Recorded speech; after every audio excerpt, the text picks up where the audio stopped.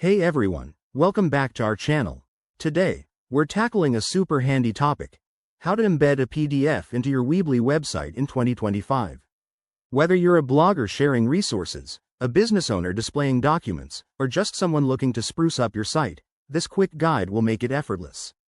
By the end of this video, you'll have your PDF embedded and looking professional in no time. Let's dive right in. First things first, make sure you're logged into your Weebly account. If you don't have one, sign up, it's free and straightforward. Once you're in, select the website you want to edit and click on the Edit button to open the site editor. This is your canvas for all the magic. Now, head over to the left-hand menu and look for the Elements tab. Here, you'll find a variety of options, but we're interested in the Embed Code, or File section. If you're embedding a PDF that's already uploaded online, grab its direct URL.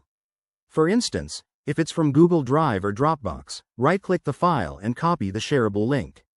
Next, drag and drop the Embed Code element onto your page where you want the PDF to appear.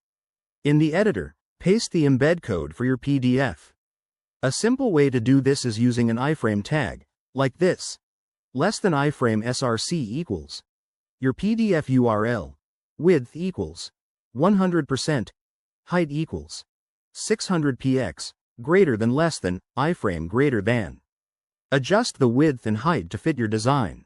If you're uploading a new PDF directly in Weebly, go to the Files section, upload your document, and then link it via the embed code. After you've added the code, hit Preview to see how it looks. Make sure the PDF loads properly on both desktop and mobile for the best user experience. Once you're happy, save your changes and publish the site. Voila! Your PDF is now embedded and accessible to visitors. One quick tip: always optimize your PDF for web. Compress it if it's large to ensure fast loading times. And if you run into any issues, Weebly's Help Center is a great resource. Thanks for watching. If this helped, give it a thumbs up, subscribe for more web tips, and drop a comment below if you have questions. See you in the next video.